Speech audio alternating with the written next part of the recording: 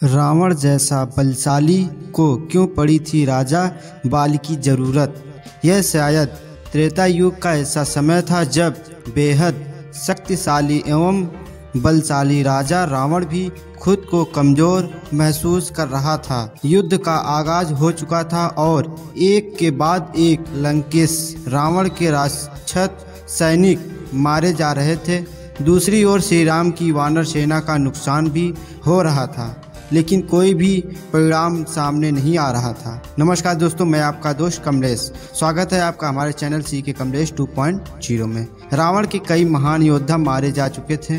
अब उसे अपनी हार समीप आते हुए दिखाई दे रही थी, लेकिन तभी उसने मन ही मन अहंकार की भावना व्यक्त करते हुए सोचा, अरे मैं तो लंकेश्वर हूँ, मुझे कोई कैसे हानि पहुँचा सकता है। सभी देवी देवता मुझसे भयभीत होते हैं तथा एक दास की भांति मेरी आज्ञा का पालन करते हैं, फिर मुझे कैसे कोई मार सकता है। किसी भी देवता एवं प्राणी में इतनी शक्ति नहीं जो लंकेश्वर का विनाश करने के क्षमता रखता हो। अपना सीना चौड़ा करते हुए रावण के मन में से निकले यह विचार उसे कुछ सांत्वना देने में सफल हुए, लेकिन आगे ही पल उसे फिर एक चिंता सताने लगी। उसने सोचा कि यदि किसी कारण से उसे कोई व्यक्ति पराजित करने की हालत में पहुंच जाए तो वह खुद को बचाने के लिए करेगा। उसने सोचा कि ऐसी अवस्था में तो उसे किसी शक्तिशाली राजा की आवश्यकता पड़ेगी, एक ऐसा राजा जो हर क्षेत्र में मजबूत हो तथा उसे सहारा देने की सक्षमता रखता हो। लेकिन ऐसा राजा मिलेगा कहाँ? परेशान रावण ने खुद से सवाल किया। वह सोचने लगा कि उससे कोई ऐसा राजा ही सहारा दे सकता है जो उससे भी अधिक बलवान हो। लेकिन दूसरे ही पल उसे यह एहसास हुआ कि समस्त संसार में उससे अधिक बलवान कोई भी नहीं है। ना तो देवियों में इतनी ताकत है और ना ही किसी अन्य प्राणी में। अब रावण को किसी ऐसे राजा की तलाश थी जो उससे भी अधिक तेजस्वी हो। तभी उसे राजा बाल का ख्याल आया। वह सोचने लगा कि राजा बाल की एकमात्र ऐसी महाराज है जिनकी शक्तियों के आगे कोई भी नहीं, अन्य वस्तु अथवा प्राणी व्यर्थ है। वह शूरवीर है तथा केवल वही है जो रावण को सहारा देने की सक्षमता रखते हैं। रावण की तरह ही राजा बाल भी एक राक्षस परिवार से संबंधित हैं, इसलिए रावण का उनसे जाकर मदद मांगना उससे युक्त लगा। लेकिन महाराज बाल का नाम मुख पर आते ही रावण को याद आया कि वे तो इस वक्त सूताल ग्रह पर निवास कर रहे होंगे और यदि वह उनसे मिलना चाहता है तो उसे स्वयं वहां जाना होगा। अगले ही पल रावण ने वहां जाने का फैसला कर लिया। सूताल लोक पहुंचते ही रावण ने प्रवेश द्वार पर भगवान विष्णु के अवतार वामन देव को महाराज बाल के द्वार राक्षस के रूप में पाया। वामन देव को देखकर रावण समझ गया कि हो ना हो वामन देव उसे भीतर जाकर महाराज बाल से मिलने से जरूर रोकेंगे, इसीलिए उसने उन्हें नज़रअंदाज करते हुए अंदर दाखिल होने का प्रयास किया, लेकिन वह असफल हुआ। जैसे ही रावण ने आगे बढ़ा की कोशिश की तो वामन देव द्वारा दरवाजे के आगे गदा रखते हुए ना का स्वर निकाला, जिसका अर्थ था कि उसे भीतर जाने की आज्ञा प्रदान नहीं की जाएगी।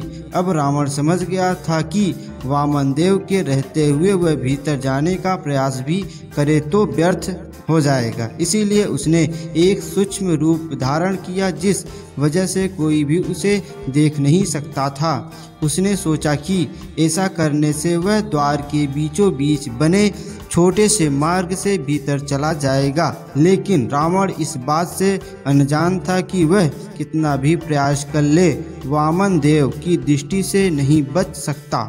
वामन देव ने रावण के सामने उसकी सूक्ष्म अवस्था से खुद को अनजान होने का नाटक किया, जिसका फायदा उठाकर रावण करीब द्वार के निकट आ गया था कि तभी वामन देव का पांव रावण के ऊपर पड़ गया।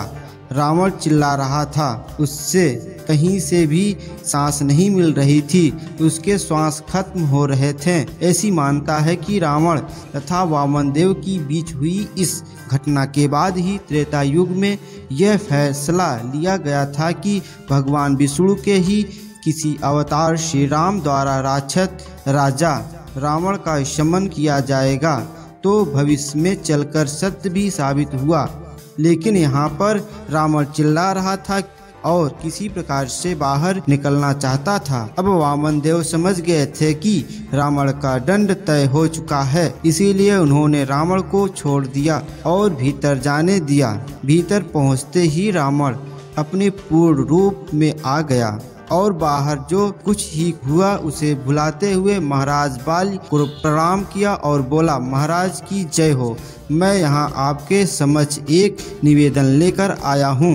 रावण को देख राजा बाली कुछ चकित हुए, लेकिन फिर उससे उसके आने का कारण पूछा तो वह बोला, महाराज इस पूरे विश्व में ऐसा कोई नहीं जो त्रिलोकेश्वर रावण की रक्षा कर सके, केवल आप ही मेरी सहायता कर सकते हैं। राजा बाली रावण की बात ध्यान से सुन ही रहे थे कि बीच में बोले, एक बात बताओ, तुम भीतर कैसे आए? क्या तुम्हें द्वार पर वामन देव ने नहीं रोका? नहीं, वामन देव में इतना साहस कहाँ कि वो मुझे रोक सके, अहंकारी रावण ने जवाब दिया। लेकिन राजा बाली बोले, नहीं लंकेश्वर, वामन देव ने तुम्हें रोका था, लेकिन फिर तुम्हारी कराह सुनकर दयावान होकर उसने तुम्हें भीतर आने दिया। यह सुन रावण अपना क्रोध रोक ना सका और बोला, दया हो भी मुझ पर महाराज, समस्त संसार में कोई नहीं जो मुझ जैसा सर्वोच्च देव पर दयावान होने का साहस कर सके। रावण के मुख से सर्वोच्च देव नाम वाली सुनते ही राजा उठ खड़े हुए और बोले, क्या कहा तुमने? सर्वोच्च देव? किसने कहा तुमसे कि तुम सर्वोच्च देवता हो? और ऐसा कौन सा सर्वोच्च देवता है जो मुझसे मदद मांगने आया है? यदि तुम मुझसे मदद चाहते हो तो सर्वोच्च देव तो मैं ही हूँ। रावण अब कुछ लज्जित महसूस करने लगा, लेकिन उसने राजा बाली से अनुरोध किया कि कृपा करके वे उसकी मदद करे। तब राजा बाल ने आंख बंद की और ध्यान लगाया। उन्होंने बंद आंखों से देखा कि दशरथ पुत्र श्री राम अपनी पत्नी सीता को रावण के चंगुल से आज़ाद कराने के लिए उससे युद्ध लड़ने आए हैं और इसी वजह से रावण उनके पास मदद की गुहार लेकर आया है। राजा ने आंख खोली और रावण से कहा, रावण, तू श्री राम की पत्नी सीता को छोड़ दो, यही तुम्हारे लिए उचित होगा।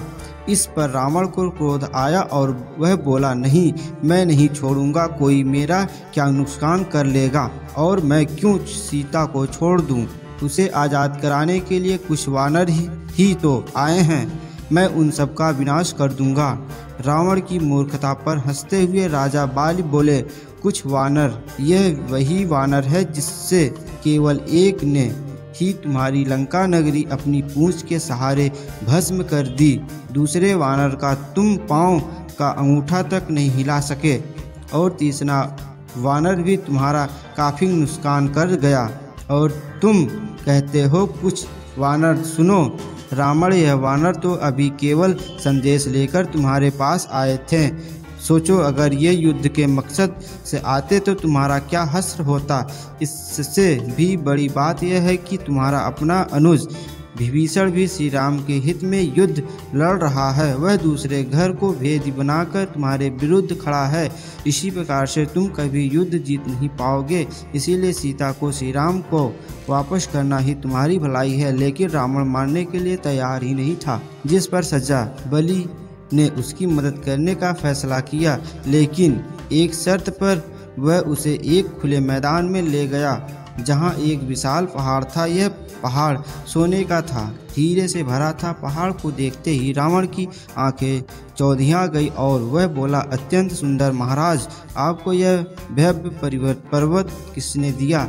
यह तो सोने से बना हुआ जिस पर हीरे जड़े हुए हैं। पर्वत उठाने को कहा। रावण के प्रश्न के उत्तर में राजा बलि ने उसे कहा कि यह उन्हें किसने दिया, इससे उसे कोई संबंध नहीं रखना चाहिए। वह बस अपने बल से ही विशाल पहाड़ को उठाकर दिखाए। यदि वह ऐसा कर लेता है तो राजा उसे युद्ध में जीतने के लिए मदद करेंगे। खुद को बेहद शक्तिशाली मानने वाला रावण आगे बढ़ा और उसने पर्वत उठाने का साहस किया, लेकिन पर्वत उठा सकना तो दूर, रावण उसे हिलाने में भी असमर्थ रहा। इस पर राजा बाली ने रावण को पर्वत छोड़ पीछे आने को कहा और आग्रह किया कि वह पर्वत को ध्यान से देखकर बताए कि वह कैसा लगता है। तब रावण बोला कि यह तो किसी के कानों की बाली या झुमका के प्रकार का लगता है जो सोने से बनी है और उस पर हीरे जड़े हुए हैं। बिल्कुल सही कहा तुमने, वास्तव में यह बाली हिरण्यकश्यप की थी। भगवान नरसिंह से युद्ध करते हुए उनकी यह बाली स्वर्गलोक से धरती पर आ गिरी थी। उस जन्म में तुम ही हिरण्यकश्यप थे। यह तुम्हारी ही बाली थी जिसे तुम पहनते थे, और देखो आज तुम इसे उठा भी नहीं पा रहे हो। रावण को असलियत से रूबरू कराते हुए राजा बाली बोले। वे आगे बोले, इससे तुम अनुमान लगा सकते हो कि तुम्हारी ताकत कितनी कम हो गई है। उस जन्म में नरसिंह भगवान विष्णु के रूप में थे और आज भी विष्णु जी के ही रूप श्री राम तुम्हारा वध करने आए हैं और उनसे तुम्हें कोई नहीं बचा सकता। इस प्रकार से राजा बलि ने रावण को चेतावनी तो दी, लेकिन वह कुछ भी समझ न सका और चुपचाप वहां से वापस चला गया। तो दोस्तों, कैसी लगी आज का यह वीडियो कमेंट करके ज़रूर बताएं। आशा करते हैं कि आज का वीडियो आपको बहुत अच्छा लगा होगा। अच्छा लगा है तो वीडियो को लाइक करें, चैनल को सब्सक्राइब करें और वीडियो को शेयर करना मत भूलिएगा। मिलते हैं फिर किसी नेक्स्ट वीडियो में, तब तक के लिए नमस्कार दोस्तों।